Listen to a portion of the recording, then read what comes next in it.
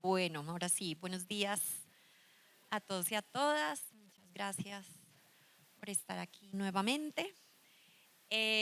Bueno, hoy estamos ya en nuestro penúltimo día de Young Voices for Democracy. Es un día un poco diferente, con una dinámica distinta, un poco más tranquila de la de los días anteriores. Y para la mañana de hoy tenemos un espacio pues muy especial, que es una entrevista en vivo de una persona que yo admiro y quiero mucho, que se llama Mariana Sanz, que es la fundadora de Poderosas Colombia. No les quiero contar más de ella porque parte del propósito de este espacio es que descubran la historia detrás de la iniciativa, que vean en vivo y en directo y en carne y hueso un poco todo esto que hemos hablado del poder de la narrativa, del poder de la historia personal, de los valores que mueven a las personas que hacemos este tipo de trabajo, de liderazgo, de iniciativas sociales, que vean esos momentos de inflexión que llevaron a la toma de decisiones. Un poco todo esto que estudiamos el primer día, si se acuerdan, de la historia del yo, de la historia del nosotros y la historia del ahora. Eh, y aprovecho para agradecerle a Catherine Leal, que es una periodista que van a reconocer de RCN, que nos está acompañando y va a ser la persona que lidere la entrevista con Mariana. Teníamos el sueño originalmente que esto ocurriera en el marco de un podcast. No lo logramos, pero pues gracias al apoyo de Senti, pues estamos haciendo lo más cercano a esa experiencia. Que bueno, es esto. Mil gracias también al teatro, a Senti, que logramos poner esto así de lindo. Y bueno, no siendo nada más que se suba el telón.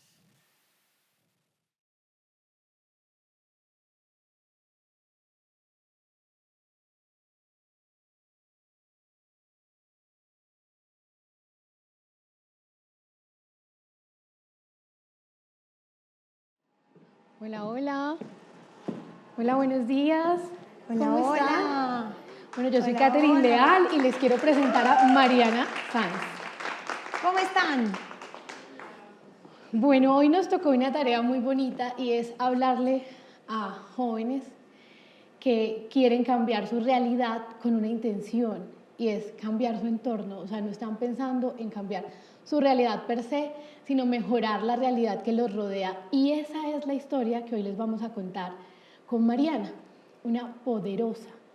Pero para hablar de poder, yo sé que cuando hablamos de poder, nosotros nos imaginamos un superhéroe o el que tiene mucha plata y tiene mucho poder adquisitivo y el que puede llegar a controlar o a dominar. Pero resulta que incluso los villanos superpoderosos tienen un origen. Y de eso se trata hablar hoy con Mariana, de ese origen, de cuando Mariana estuvo ahí, cómo están ustedes, cómo estuve yo, de dónde surge y cómo surge poderosa y por qué todos podemos llegar a ser poderosos, Mariana. Es una frase que de verdad envuelve muchas cosas y sobre todo para mujeres como yo, que tenemos un origen, yo te lo decía, pobre, no humilde, y quiero hacer una aclaración con esto, chicos. La humildad viene de nuestros valores, la pobreza es económica, eso es una realidad. Y hay gente pobre, humilde, que a veces siente que no se puede cambiar esa realidad, pero resulta que sí se puede. Y yo quiero es que hablemos del origen de quién está detrás de Poderosa. Después hablamos, por supuesto, de todo el impacto que ha tenido, pero ¿quién es Mariana? ¿Quién fue Mariana para llegar a ser hoy Poderosa? Pues gracias, muchas gracias por esta introducción. Qué gusto estar acá con ustedes. Yo les cuento que tratando de entender de dónde viene esta fuerza y este fuego para trabajar en lo que trabajamos. Yo nací en una familia que todo me lo dio. Okay. Donde yo pude estudiar lo que yo quería estudiar, donde tuve unos papás presentes, a mí nunca me hizo falta nada. Y muy temprano me di cuenta que solo por eso, porque yo podía tener todo lo que quería tener, tuve una familia, tuve salud, tuve educación, hacia parte de un grupo muy pequeño en el país en el que vivimos. Pero con grupo pequeño, ¿a qué te refieres? Un grupo muy pequeño de privilegio Ok, en un país como el que vivimos. es cierto. Y a mí ese privilegio me incomodaba. Me incomodaba mucho porque me parecía que era injusto y no sé en qué momento me di cuenta que la gran realidad de nuestro país no es esa. Y empecé desde muy chiquita, desde el colegio, a tratar de involucrarme en la mayor cantidad de actividades y de liderazgo para poder cerrar esas brechas de desigualdad en donde yo estaba en un lugar de privilegio. Y entendí también que tenía una pasión muy grande por la educación. Cuando ya tenía que decidir dónde o qué estudiar, yo quise estudiar Derecho. ¿Por Ok. qué? Porque a uno le dicen que Derecho es Sí. la carrera para la justicia social. Bueno, Sí. hay algunos que lo buscan. Yo quería ser presidenta. Imagínense. Mi papá sufría con eso, pero me recompuse. ya no lo piensas No. así. Pues yo quería estudiar Derecho, no para convertirme en abogada de firma, sino porque yo quería ser defensora de los derechos humanos. Y esa iba a ser mi manera para lograr la justicia social que a mí me incomodaba tanto en el país. Y me acuerdo que cuando ¿Cuántos empecé, años tenías cuando empezaste a identificar esa realidad? mira, desde mis 8. Ok. O Desde sea, mis 8 años, y me acuerdo de una cosa muy puntual. porque uno a los 8 no se fija en eso. O sea, de Sí. hecho uno es como, ay, yo soy la que tengo, yo soy la que voy. O sea, tal vez tú eras la niña que yo envidiaba a mis 8 años. yo, Porque no lo tenía. Yo desde muy chiquita, creo que cuento con esa fortuna enorme. Me acuerdo de dos cosas muy puntuales. A mis 8 años me acuerdo que estábamos entrando, yo vivía en condominio donde habían como otras casas y unos vecinitos con quienes jugábamos siempre. Y pasando por el condominio vi a una familia, que seguramente una familia de personas desplazadas como hay tantos en nuestro país, y mis papás me contaron qué era eso, qué era el desplazamiento. Y a mí no pude dormir esa noche. Como a mí me conmovió mucho y decidí irme de casa en casa en nuestro condominio a pedirles que si me podían dar ropa y me podían dar cosas para donar para la familia que estaba afuera, a mis 8 años. Y se acordará Margarita que después cuando entré a la universidad, incluso antes en el colegio, no sé si de pronto ustedes estaban muy chiquitos, o no sé si tú te acuerdas cuando hubo una ola de Ya invierno no estoy tan chiquita. muy fuerte, que hubo un montón de damnificados en nuestro país. Te voy a contar una infidencia, o les voy a contar una infidencia. Cuando se inundó la Universidad de La Sabana, se inundó mi casa. Yo soy de Flandes, Tolima, y nosotros ni siquiera vivíamos cerca del río. Pero el río Coello se inundó con tal fuerza que mi casa, donde nosotros vivíamos con mis abuelos, yo crecí con mis abuelos paternos, pues se inundó todo el barrio. Y nuestra casa, pues era una casa en tejas. Entonces, contener el agua no era posible, no era una opción. Y en esa inundación, 2015. más o menos, yo acababa de entrar a la universidad, yo tenía como 18 años, nosotros lo perdimos todo. O sea, yo fui damnificada de esa inundación. Que Santos era presidente en ese momento. Santos presidente, y recuerdo mucho porque o sea, la imagen se centró en la Universidad de La Sabana, en la Sabana de Bogotá. Sí. Y en Flandes nosotros tuvimos que recomponernos, de hecho, solos. O sea, nunca llegó ni siquiera a la televisión a contar que Flandes estaba inundada. Sí, pues yo me acuerdo mucho de ese acontecimiento, lo lamento mucho. Y yo dije, en mi colegio tenemos que hacer algo al respecto. Y me fui con unos botellones de agua durante 2 semanas recogiendo de moneditas, hasta llenamos 10 botellones de plata, pues y con eso fuimos a comprar me acuerdo que mercados no perecederos, y nos fuimos le pedí el bus al colegio, que si nos prestaban el bus, y todo esto era yo a mis 15 años, ya tenía 15, 16 años, porque había visto en televisión que eso había pasado. Y bueno, todo esto, después llegué a la Universidad de los Andes, y en mi primer semestre de Derecho, cuando ya me di cuenta que de pronto el Derecho no iba a ser mi forma No para era lo que lograr, esperabas no para era lo que ayudar esperaba. a defender. Me acuerdo que se abrió un ascensor y vi una pancarta que decía, ¿quieres enseñar por Colombia? Y era de Enseña por Colombia, que es una organización que se dedica a convocar a adolescentes y jóvenes que quieran ser profesores de cualquier carrera, para ser profesores en alguna comunidad del país donde más se necesite ese perfil en específico. y nos forman como profesores y bueno, pasamos por un proceso súper fuerte de selección y yo dije, yo quiero enseñar por Colombia. Y ahí nace ya la intención más real de lo que hoy Sí. has convertido como en tu proyecto de vida. Exacto. Yo quiero hacer aquí un paréntesis. Yo no sé si ustedes empiezan ya a identificar cómo la historia de Mariana tiene un origen tal vez muy diferente, y por eso era muy importante empezar por ahí, porque a veces creemos que porque vengo del privilegio no me interesa, no me impacta, o porque vengo desde la necesidad no tengo la capacidad de salir de ahí y ayudarme porque pues no me puedo ni siquiera ayudar a mí misma.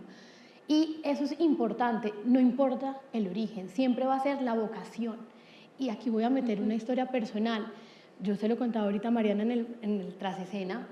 Yo vengo de una familia muy pobre y siempre lo digo, no porque me quiera victimizar, sino porque cada vez que yo miro a dónde he llegado digo, ¡jue madre!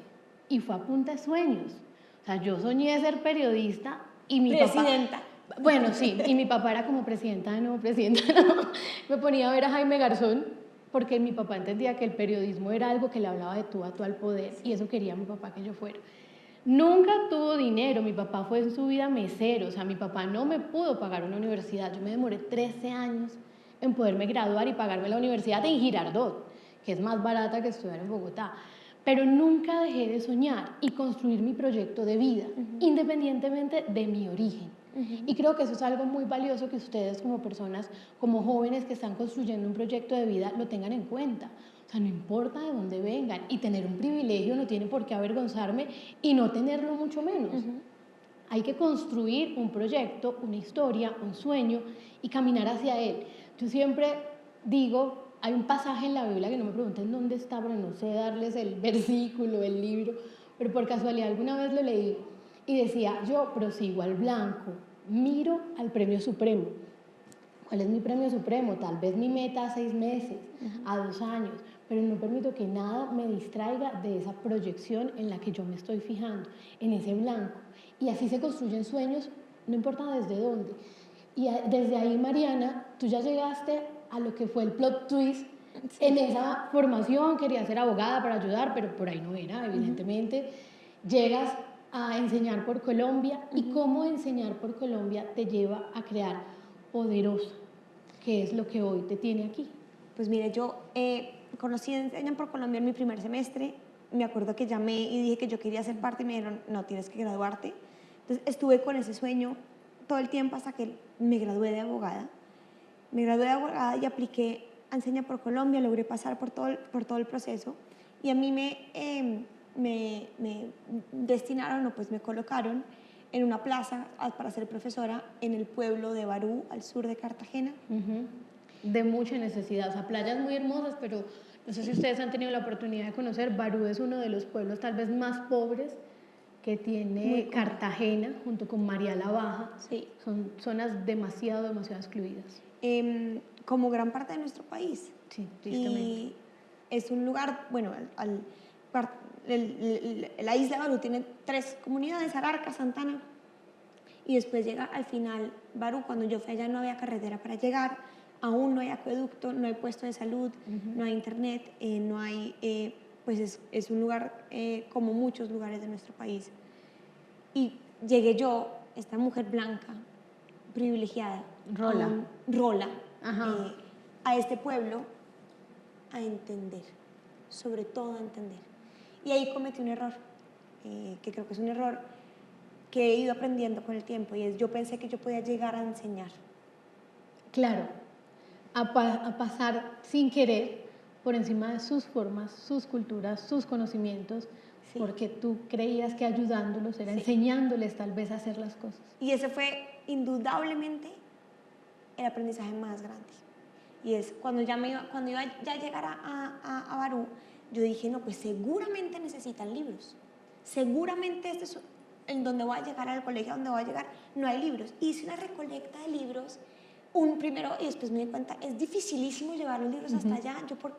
Pero no, yo convencida de que yo iba a llegar con libros y que iba a ser profesora en este colegio y que iba a llevar un montón de libros. Y cuando llegué, me encontré con que el colegio tenía una biblioteca llena de libros de otras personas como yo, que pensaban que lo que necesitaban eran libros, pero estaban libros empolvados, no eran de su contexto, eran libros que nadie leía, que no había una bibliotecaria para leerlos.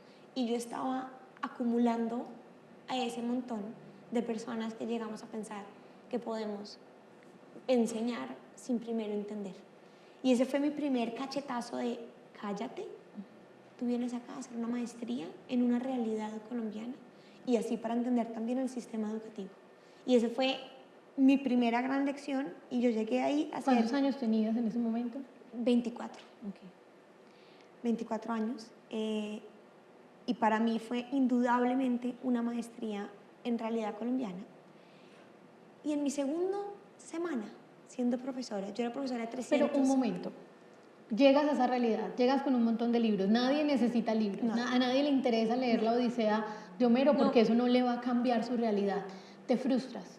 Sí. ¿Y cómo sales de ese momento de frustración? Porque además tú llegaste con una expectativa de yo vengo a liderar, yo vengo a enseñar, yo vengo a cambiar y resulta que no. Enorme frustración. Y ahí me di cuenta, yo no puedo olvidarme que aquí se supone que soy profesora, pero yo vengo acá a aprender. Y a tomarme esos 2 años, porque son 2 años de ser profesora, como esto es una experiencia de aprendizaje para mí. Yo tengo que entender que todas las frustraciones que voy a tener son parte de este aprendizaje, de entender cómo vive una comunidad isleña como esta, cómo funciona una comunidad y qué puedo yo aportar siempre que ellos lo necesiten y me lo pidan.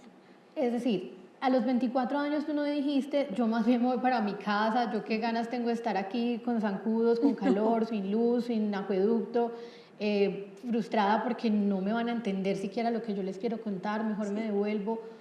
Dijiste, me quedo. Yo aquí voy a aprender y hay humildad absoluta y reverencia absoluta y entender, yo acá voy a ser profesora y voy a dar lo mejor de mí, pero entendiendo que yo primero tengo que escuchar y entender. Entonces yo era profesora de 368 estudiantes de inglés, sociales, educación física. 368. De quinto a 11. Pues claro, en colegios rurales, en muchos de nuestros colegios rurales de nuestro país hay un déficit de profes enorme. Entonces pues nos toca ser profes de todo. Sí. Yo hice todo noveno sin profesor de álgebra. Por ejemplo. No sé si eso hubiera cambiado mi vida, no sé, pero todo el colegio estuve sin profesor de álgebra. Exacto. Y pues yo también, pues yo vi el colegio como había muchos años sin muchos profesores. El de matemáticas duró 1 año y medio sin venir, bueno. Y en mi segunda semana siendo profesora, me acuerdo que me dijeron, tienes que ir a la casa de Clariluz, porque Clariluz acaba de parir y tienes que ir a entregarle un taller para que ella no pierda clase y que se pueda poner al día. Y yo a mi segunda semana aún, y creo que todavía pues, no comprendía eso que significaba. Y yo, ok, listo, entonces me puse a hacer un taller del verbo to be, de vocabulario en inglés, me fui a buscar dónde imprimir, no había dónde imprimir, pasé por todo el pueblo buscando dónde imprimir, se fue la luz, no sé qué, hasta que logré imprimir unos talleres y me fui caminando a la casa de Clariluz. Cuando entro a la casa de Clariluz y me encuentro con Clariluz, una niña de 15 años, con otra bebé en las manos, y a sus hermanas, que también habían sido mamás adolescentes, y yo entregándole un taller de inglés, entendiendo que el embarazo adolescente es la trampa número 1 de pobreza. Como que me desbarato. Y me acuerdo que una de sus hermanas me dice, señor, ya que usted está acá, ¿me puede ayudar con la tarea de mi hijo? El hijo tenía 9 años, a esa edad ya tiene que poder leer, no sabe leer, ella tampoco, pues porque no había podido terminar el colegio. Y yo me devuelvo y digo, ¿yo cómo estoy enseñando inglés o sociales si mis estudiantes están condenadas a continuar trampas de pobreza y ciclos de violencia? Porque nadie nos está enseñando a hablar sobre lo más primordial que es el cuerpo.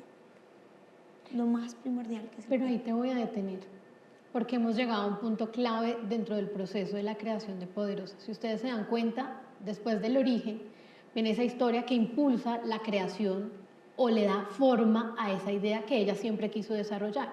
siempre quiso ayudar, lo pensó como abogada, por ahí no era, dijo me voy a enseñar, por ahí no fue, vino frustración, vinieron momentos, incluso yo creo que dudaste de ti misma, de tu vocación y de todo, y llega el punto en el que ese algo, que es lo que nos encamina, se encuentra.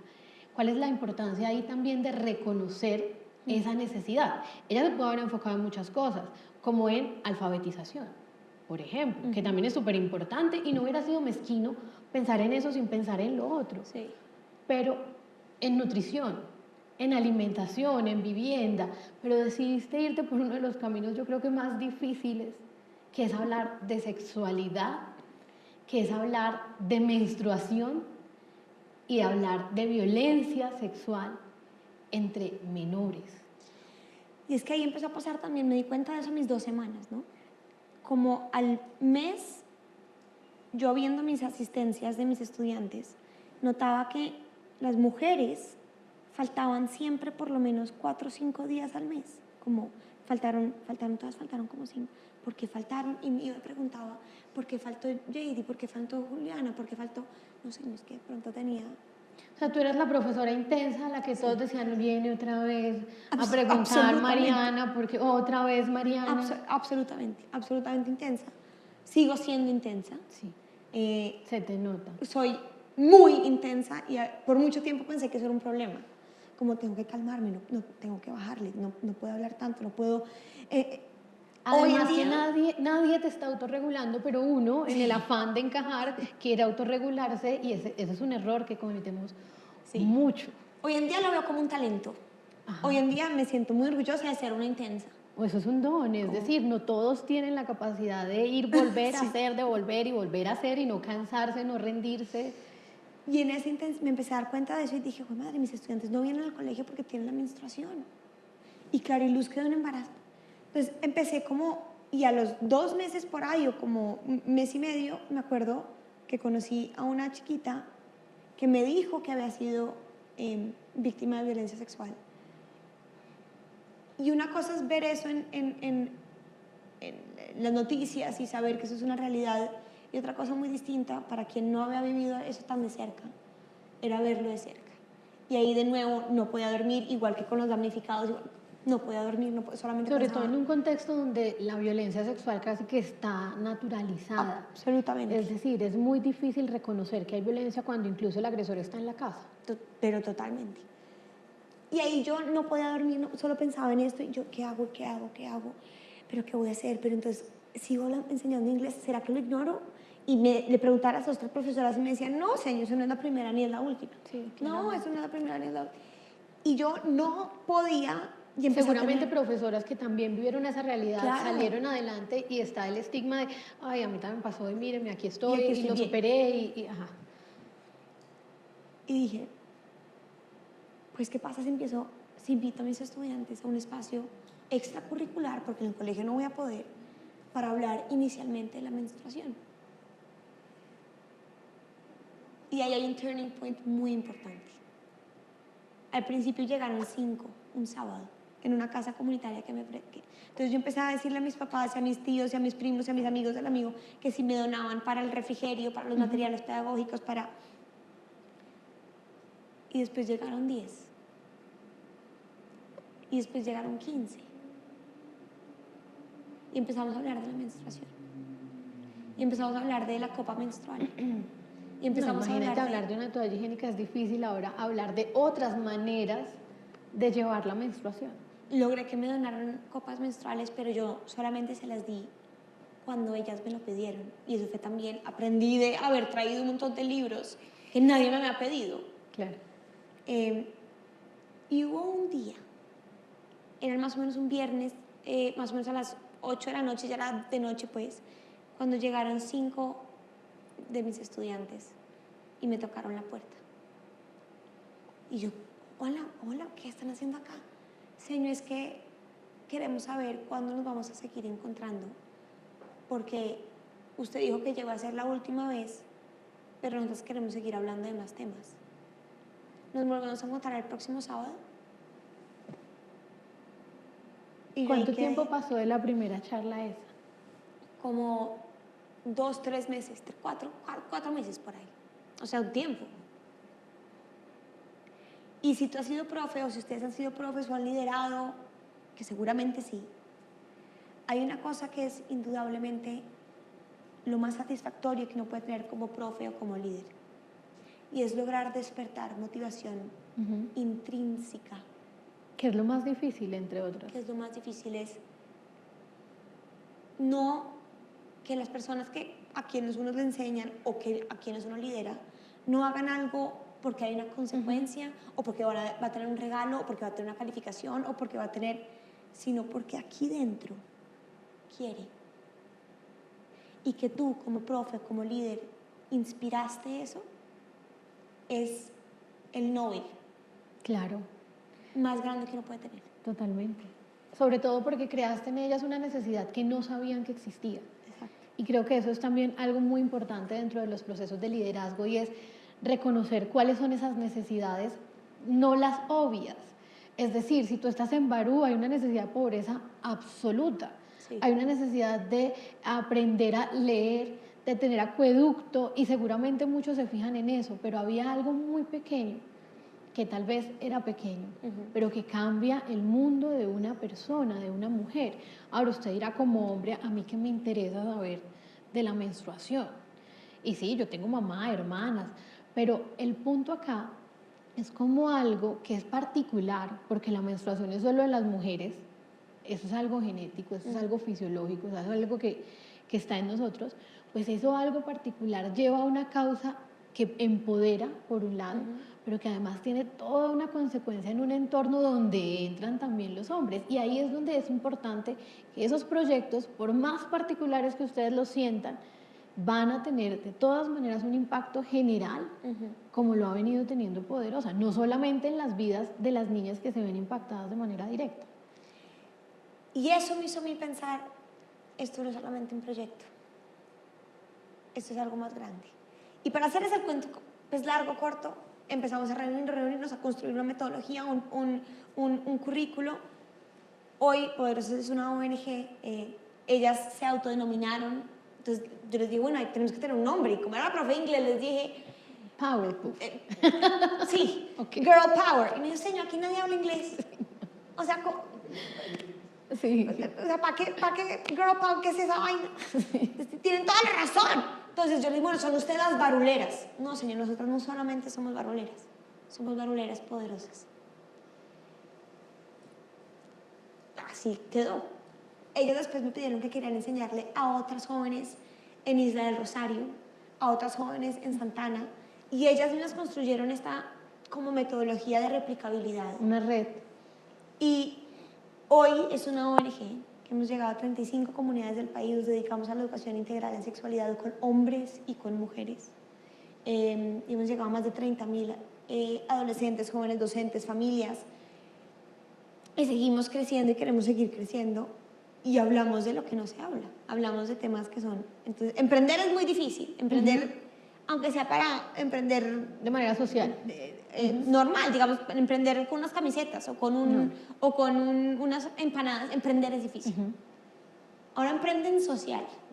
Más difícil. Que Ahora, crean en tu causa, que la respalden. Bueno. Económicamente hablando, es decir. Conseguirse la plata, levantarse la plata. Ahora emprenden algo que es además controversial. Totalmente. Que es hablar de sexo, hablar de menstruación, de hablar violencia de sexual. hablar Sobre de todo violencias. en zonas donde la violencia y el machismo hacen parte, tristemente, de lo que ellos consideran cultura. Entonces es normal que el papá le pegue a la mamá. Exacto.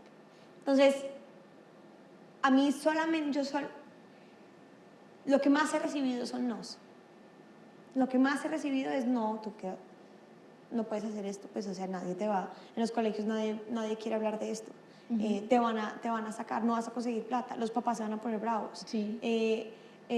Los niños se van a asustar. Los niños se van a asustar, vas a promover la promiscuidad. No, es lo primero que se piensa cuando se habla de sexo. Si usted habla de condones, está promoviendo entonces que se vuelvan ya activamente sexuales y que sí. Y yo ya creo que tengo un callo del no. Yo ya sé que voy a recibir un no. Pero hablemos un poco de eso, porque es que los no son muy poderosos. Y algo que nos ha tocado aprender en la vida, yo sé que ustedes ya lo tienen también un poco más claro, es que no también es una respuesta, que no la esperamos, que no nos gusta, que a veces nos toca darla y es tan difícil darle el no como recibir ese no. Pero ese no tiene un propósito. Y esos no, de pronto hablemos de ese no, el más significativo, de ese del que tú sentías que no volvías, pero resultó ser el más poderoso no para tenerte hoy aquí. Pues yo creo que el primer no fue de mis papás, que me han apoyado toda la vida. Cuando ya me iba a ir a enseñar por Colombia, me dijeron no. Claro, qué peligro, una mujer, Barú, en pleno que eso fue hace, En el 2018. bueno, ya estábamos, no estábamos tan mal todavía, ya estábamos un poquito mejor. 2018 me dijeron no te vayas. No es una buena decisión. Tú hiciste una carrera de abogada. Hay otras formas para que puedas seguir tu vocación. No tienes por qué irte 2 años. Ese no a mí me dolió un montón. Pero son los papás, o sea, sí. ¿cómo contradice uno a los papás? Pero dije, pues recibo su no, pero lo voy a hacer. Afortunadamente, porque eso determinó mi vida. Indudablemente determinó mi vida. Y a partir de ahí, ya cuando empecé a construir Poderosas, el primer no también que recibí fue de la rectora del colegio, que me dijo que no podíamos dar educación sexual. Que no. Y si yo lo hacía, que yo estaba... Ideología de género. yo estaba metiendo cosas que no eran, que yo estaba pues afectando a la armonía del colegio, que yo no estaba siguiendo el debido proceso y que yo estaba pasando por encima de su... Ah, no, pues entonces lo hago por fuera del colegio, pero no voy a dejar de hacerlo. Y aquí yo quiero que ustedes, chicos, identifiquen algo muy importante, y es que esos límites, pues hay que saberlos entender.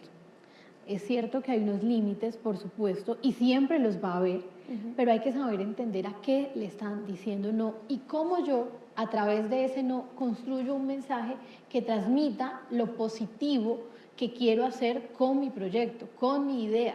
Porque si ella tal vez hubiera sido, no sé, grosera, Sí. imponente, por más maravillosa que fuera la idea, pues no iba a pasar de ahí. No, o me hubieran echado, me hubieran metido en un problema para enseñar por Colombia. Y en cambio, devuélvase para Bogotá y muchas gracias. Exacto.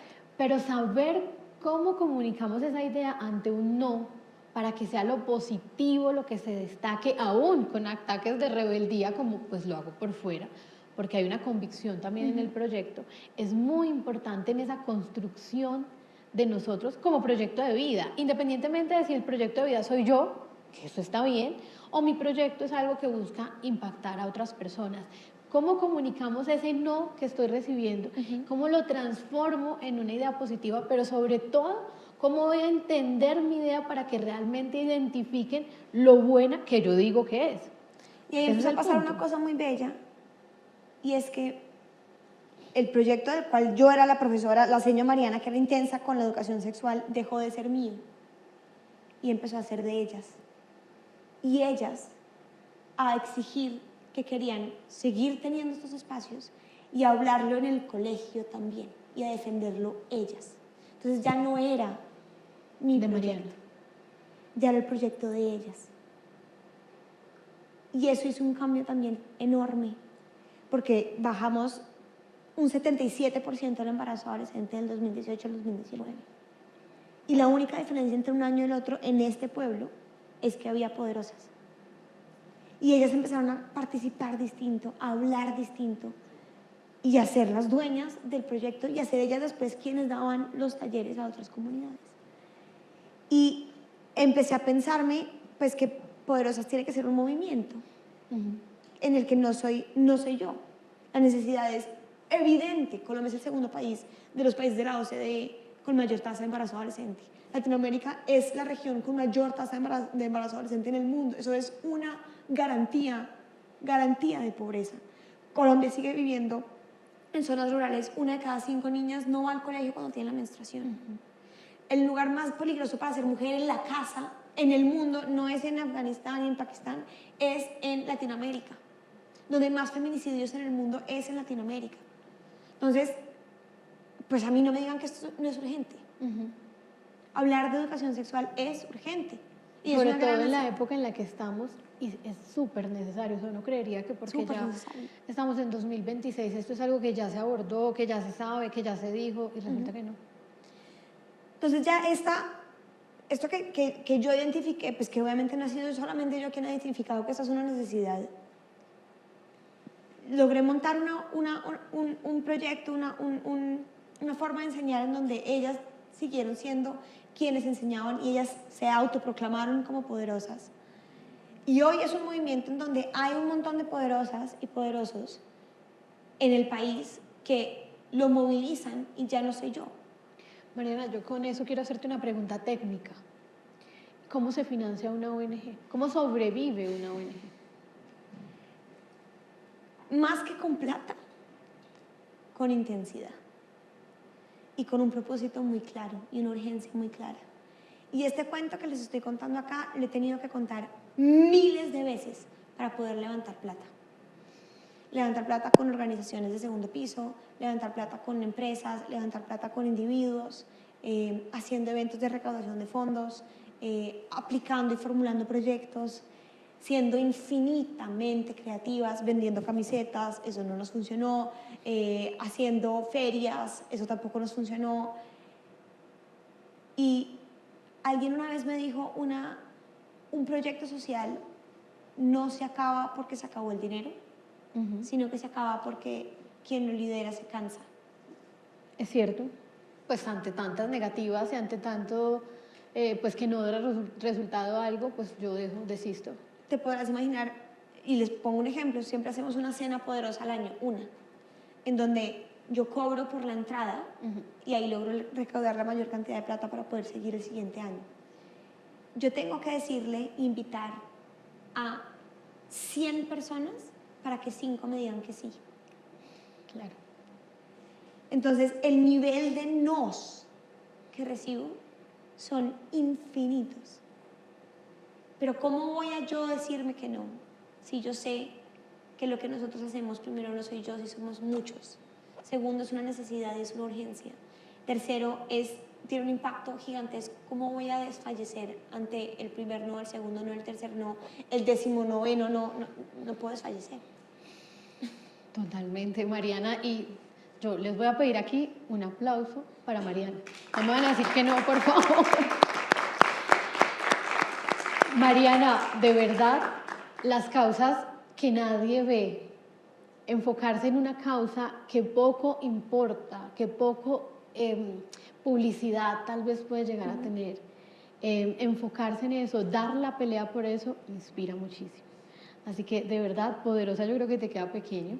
Y yo quiero aprovechar estos 10 minutos que nos quedan. Yo quiero decirles algo. Ustedes me han visto, estoy mirando el teléfono. Tengo que hacer una entrevista después de que salga de acá con otra mujer poderosa. Poderosa como Paloma Valencia, independientemente de si les gusta o no políticamente. Soy una mujer en la política con la opción, por primera vez real en nuestro país, de llegar a una presidencia. Entonces, voy a ir a entrevistar a una mujer poderosa y por eso estoy pendiente del teléfono. Pero quiero abrir este espacio para que ustedes nos hagan las preguntas, le hagan las preguntas a Mariana que consideren necesarias, si las tienen, por supuesto. Danos tu nombre. Acá, hola. Chicos, bueno, por favor un aplauso para estas mujeres poderosas que nos acompañaron la mañana de hoy. Mariana, Kate, un placer tenerlas con nosotros. A ustedes. Chicos, hacer preguntas importantes, ¿sí? Las preguntas correctas nos ayuda pues a tener las mejores Las incorrectas respuestas. también, no les tengan miedo a Y las también, preguntas incorrectas. aprovechemos pues los que les interese. Kate también está abierta a recibir preguntas. Ahí tiene una mano Mariana también. levantada. Así que adelante, chicos. Por favor, nombre, de dónde vienen y su pregunta. Hola, buenos días. Mi nombre es Camila Márquez, vengo de Cúcuta, una región que realmente es muy conservadora, que estos temas poco se hablan. Creo que muchos de aquí que, digamos, crecimos en instituciones públicas, yo vengo de un colegio muy católico, que estos temas jamás me lo hablaron, que gracias al universo tenía un núcleo familiar que sí me habló y fue muy directa y muy de cuidarme, ¿no? Lo primero de que debo hacer es cuidarme. ¿Cómo fue, digamos, esa recepción por parte de los núcleos familiares alrededor de las chicas en cuanto a hablar estos temas, porque casi siempre hay una resistencia, ¿no? Sí. Y me ha pasado en varios espacios que más ha sido una conversación como privada de lo que, digamos, yo como trabajadora social sé sobre el tema de educación sexual y reproductiva, sobre ese derecho, porque al final es un derecho, pero no ha sido tan abierto al espacio de que también la mamá se forme, porque hay muchas mamás que también han sido violentadas y que tampoco han accedido al derecho de educación sexual y reproductiva. Entonces, ¿cómo fue ese recibimiento? Si hubo un cambio, si hubo una transformación, si se unieron también las familias, las mamás, los papás. Esa es la pregunta. Mira, bellísima pregunta, te voy a responder en 2 ejemplos. La primera vez que empezamos a hablar sobre la copa menstrual, por ejemplo, llegaron 2 mamás a mi casa a decirme que estaban muy preocupadas, que yo les estaba enseñando a sus hijas a tocarse y que eso era pues la perdición. Entonces yo me senté con ellas y les expliqué qué era la copa menstrual y les dije, pero si ellas no se aprenden a ver ellas mismas y a tocar ellas mismas, alguien más lo va a hacer. Tú y yo queremos lo mismo, y es su autonomía y su protección. Y en esa resistencia suele haber unos puntos en común. Entonces poder encontrar esos puntos en común y darse cuenta que ellas no van a ser mis enemigas ni yo soy sus enemigas, sino que somos cómplices en un mismo objetivo, y es pues que sus hijas estén bien, que tengan la mayor posibilidad de bienestar y de garantía de derechos. Y después pasó otra cosa, que las mismas estudiantes me dijeron, queremos que mi mamá aprenda de esto porque ella no sabe nada de lo que yo estoy aprendiendo. Y yo lo sé, porque mi mamá también fue mamá adolescente, porque no sé qué. Entonces, lo que ellas intentaron hacer un cocinado con las mamás. Señor, hacemos un cocinado con las mamás. Y un cocinado es traducción al rolo castellano. Un sancocho, hacemos un sancocho. Señor, hacemos un sancocho y cuando ya estén las mamás ahí, Le zampamos el... usted las coge y les enseña sobre la menstruación o les enseña sobre anticonceptivos para que ellas sepan. Entonces, a partir de ahí, hoy en día Poderosas, ya como parte de nuestra forma de trabajar, primero hacemos una sensibilización con familias y con docentes que tiene 3 grandes objetivos. El primero es, estés o no de acuerdo, esto es un derecho. Te parezca o no te parezca, esto es un derecho. ¿Te parece que está bien o está mal? No, es que no importa, es un derecho. Y tus hijos tienen el derecho de recibir esta información. 2, si no se lo decimos nosotros con un lineamiento pedagógico, basado en derechos, basado en la ley, lo va a hacer el porno. Y si no lo va a hacer el porno, va a ser las redes sociales. ¿Qué prefieres? Y 4 es, tú no tuviste esta educación. Entonces tienes razón de sentir miedo de recibir esta información, tienes razón. Y tienes razón de sentir que no deberíamos porque tú no tienes las herramientas. No es tu culpa, pero yo sí las tengo. Y te los puedo dar. Si logramos esas 3 cosas en las primeras sesiones con familias y con docentes, el camino es mucho más fácil. Pero aprendí también pues a las malas que primero hay que trabajar con las mamás y que no importa, igual va a haber alguno que va, que esto es que Satán mismo, que es un desastre. No, pues que mis hijos se van bueno. Ajá, a volver promiscuo y de aquí por su culpa, claramente. Y también no tenerle tanto miedo a eso. Bueno, primero, muchísimas gracias por estar acá. Por acá, mucha admiración y respeto para ti. Yo tengo 2 preguntas puntuales. Mi nombre es Arley Vergara, vengo de Tumaco, un territorio pues, que también ha sido azotado. Yo creo que la mayoría de los acontecimientos por violaciones sexuales o cualquier otra índole han sucedido también por el desconocimiento. Entonces, la primera pregunta tiene que ver precisamente cómo has luchado contra estas estructuras sistemáticas para llevar esos contenidos, porque si bien tú mencionaste que luchaste contra una institución educativa, ¿no? Una docente o rectora que lastimosamente te dio esa respuesta, que lastimosamente esa respuesta no tal vez venga de sus ideologías propias, sino de un sistema que ya pues está estructurado y sabemos perfectamente cuál es el Plan Educativo Nacional de Colombia, ¿no? Que prioriza la religión sobre, digamos, este tipo de enseñanzas educativas que te pueden salvar de muchísimas situaciones de violencia sexual y demás. Y tiene que ver primero esa pregunta. Y la segunda importante es, bueno, si bien nos hablabas de que en tu, digamos, organización Poderosas implementas un tema de estrategias de pedagogías de derechos sexuales y reproductivos, ¿cuáles son esas otras vistas de derechos sexuales no reproductivos? para las personas que no se quieren reproducir o las que no se pueden reproducir. Me encantaría también entender esa mirada porque es muy profunda, ¿no? Y sobre todo en este país hay mucha población que se reconoce hoy como población diversa, ¿verdad? Y hay mucha población que desafortunadamente hoy, pues hay muchas madres que padecen o muchas personas, mujeres que padecen de cáncer de cuello uterino, no pueden tener hijos y demás. Entonces, ¿cómo se educa desde la pedagogía a estas mujeres, a estas comunidades? Que también me parece interesante y que el trabajo que estás haciendo es poderosísimo, así que te agradezco muchísimo. Yo también quiero esa respuesta. Sí. Ahí estaba la pregunta políticamente incorrecta. Yo también quiero escuchar esa Espectacular. respuesta. No, mira, la primera es sobre el sistema, ¿no? Marica. Es muy duro porque además a veces es muy sutil. La forma en cómo nos censuran o el miedo que tienen a hablar de esto es muy sutil. Entonces, una forma que hemos es, mira, nosotros somos muy pequeñas como para lograr cambiar este sistema. Somos muy pequeñas, no lo vamos a lograr. Tenemos que, lo que hemos aprendido a hacer es a jugar también con el lenguaje. Entonces, en vez de hablar de aborto, porque qué susto hablar de aborto, hablamos del poder de decidir, de maternidades deseadas. En vez de hablar de educación sexual, bueno, educación para el proyecto de vida. Entonces, jugar un poco desde nuestra trinchera, ¿qué podemos hacer para poder jugar con el sistema? Porque el sistema nos va a censurar.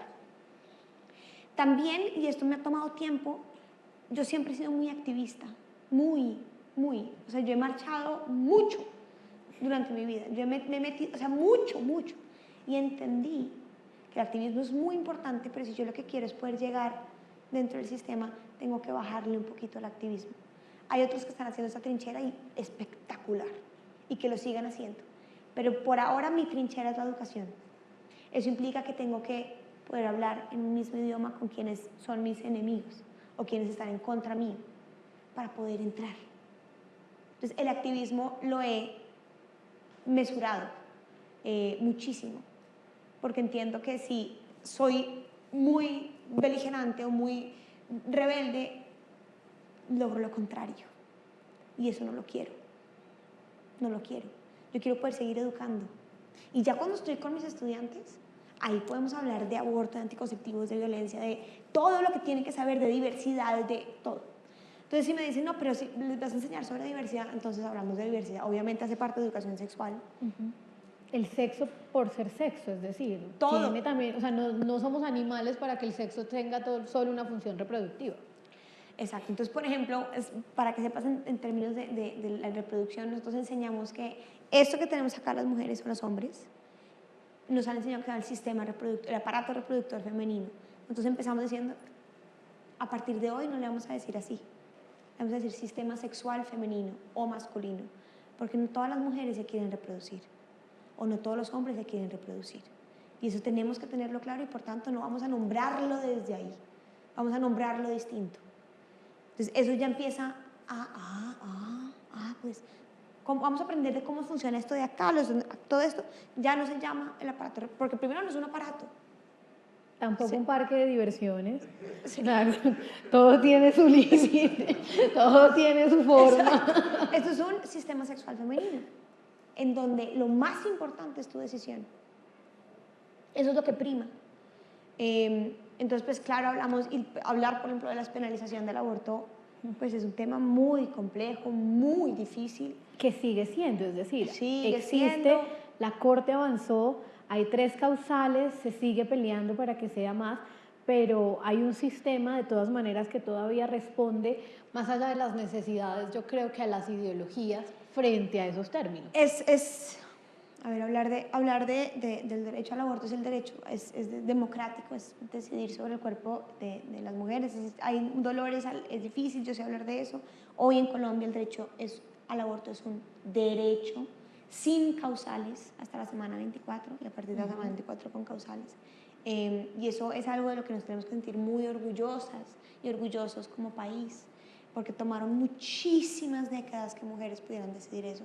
Pues que Claro, además, y entendiendo además que el aborto no es un método anticonceptivo, es una decisión muy difícil para quien tiene que llegar a tomarla. No, nunca ha sido un método Y que al ser tan difícil, lo mejor es que pueda ser acompañada y guiada, siendo una de las decisiones. Yo creo que ninguna mujer se embaraza para luego abortar, o sea, cuando Ninguna. llega a esa decisión es porque su entorno, su realidad, ha implicado muchas cosas para llegar ahí. Y cuando se llega ahí es donde hay que tener el acompañamiento, el conocimiento y la institucionalidad.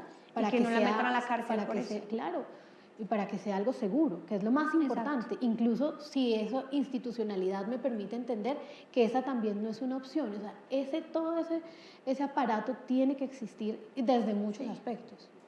Entonces, así, para darte algunos ejemplos de cómo trabajamos también pues con la salud sexual y reproductiva, porque la salud sexual y reproductiva implica, sobre todas las cosas, la columna vertebral de los derechos sexuales y reproductivos es el poder de decidir. Para eso es la educación sexual, para enseñar a decidir, a tener toda la información, todo el conocimiento para poder decidir de forma libre e informada sobre el cuerpo. El poder es conocimiento. Conoces tu cuerpo, sabes cómo decidir sobre tu cuerpo. ¿Respondió tu pregunta? A mí también me respondió la pregunta. ¿Hay alguien más?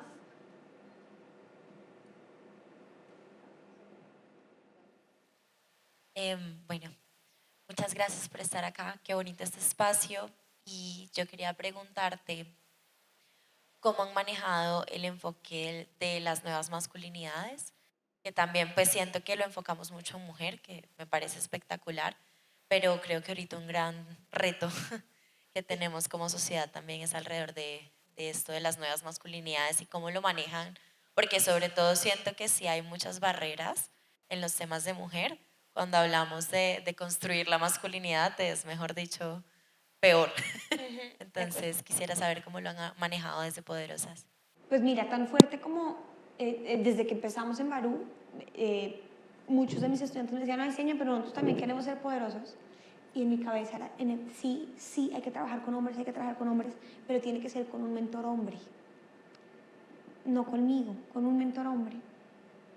Y ya hoy Poderosas tiene toda una línea igual de fuerte que Poderosas, que es Poderosos. Y se llama Poderosos. Y esto me lo han criticado un montón, pero se supone que queremos que haya menos poder y que los hombres no tengan tanto poder, es que hemos entendido mal el poder. Ajá. Y la igualdad y la equidad. Exacto, tener poder. Y hay una cosa acá fundamental y es la equidad de género es que las mujeres podamos ocupar espacios, roles y tareas que han sido históricamente de los hombres. Sobre todo sin ser cuestionada por ser mujer. Es decir, que tu capacidad no se reduzca a, eres mujer. Y que en igual medida los hombres puedan ocupar espacios, roles y tareas que han sido históricamente de las mujeres. En igual medida. ¿Eso qué quiere decir? Que los hombres también puedan cuidar, que los hombres también puedan sentir, que los hombres también puedan pedir ayuda, que los hombres también puedan ocupar esos espacios que, porque han sido siempre nuestros, ha sido una sobrecarga enorme durante demasiado tiempo. Entonces, Poderosos se basan sobre todo en trabajar con los hombres, no para las mujeres, sino para los hombres. ¿Cuáles son los dolores de los hombres de los que nunca han hablado? Porque si ustedes creen que un hombre que viola, o un hombre que vulnera, o un hombre que abuse, es un hombre que está bien. No, no está bien. O es un hombre que naturalmente es violento, que naturalmente es abusador. No, aprendió a hacerlo. Ahora, lo reprochable es reprochable. Y si cometieron un delito, pues hay que reprocharlo. Pero ¿por qué no evitamos que llegue ahí? Y la única forma de hacerlo es hablar con ellos. Los círculos de hombres y los círculos con niños y jóvenes son profundamente revolucionarios, liderados por un mentor hombre formado para hablar de las cosas de las que no han hablado los hombres. ¿Cómo se sienten? Alfabetizarlos emocionalmente. Que el pene más grande no te hace más macho. Hablar del pene como un órgano. Y poder deconstruir lo que ven en la casa, lo que ven en su alrededor. Y eso es bellísimo. Tan bello que si en este momento a mí me dicen que ya Poderosos no tiene más recursos y solamente tengo que escoger un proyecto, escojo Poderosos. Porque también hay un error en hablar de temas de violencias de género y hablar de temas de género solamente con las mujeres, porque además de que somos las damnificadas de la situación y del sistema, nos impone entonces a nosotros tener que ser nosotras quienes reconocen las violencias, ser nosotros quienes denunciamos, ser nosotros quienes hacemos, marica, ¿cómo así? Pues como el problema es nuestro si nos embarazamos, ya, nadie se embarazó solita, pues yo no encuentro, pues. Entonces, sí, me quedaría con hablar con hombres. Y la forma de hacerlo, sobre todo, a mí me dicen, claro, es que tenemos que lograr que más hombres apoyen a mujeres. No. Hay que lograr que los hombres hagan el trabajo difícil que no han hecho. Y es mirar para adentro. Eso es mucho más difícil. Eso es mucho más complejo. A mí no me interesa que hayan hombres que aplaudan a mujeres. Me interesan que hombres que reconozcan que ellos también pueden sentir. Que reconozcan que ellos también tienen que cuidar. Que tienen que criar. Que tienen que estar presentes. Eso sí es revolucionario. Pues Mariana, gracias, de verdad, y gracias chicos, y ojalá este espacio les haya servido para conocer también hacia dónde pueden enfocar esos proyectos. Esos proyectos de vida no significa tener una empresa o una ONG en mente. Yo soy mi proyecto de vida y quiero ser mi mejor proyecto. Entonces, nada, un gusto haber estado aquí con ustedes, Mariana. Gracias a ti. Y me voy a entrevistar a otra poderosa. Por favor. Vamos a ver qué.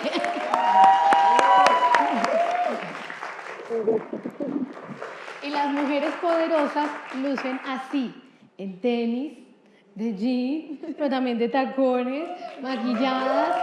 Eso también hace parte de ser poderosas, somos diferentes. Tal cual, de diferentes tamaños, de diferentes todo. Tamaños, de todos los tamaños. Bueno, somos iguales.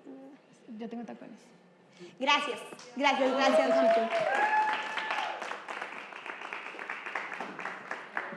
Síganos en redes, @poderosascolombia. Por favor.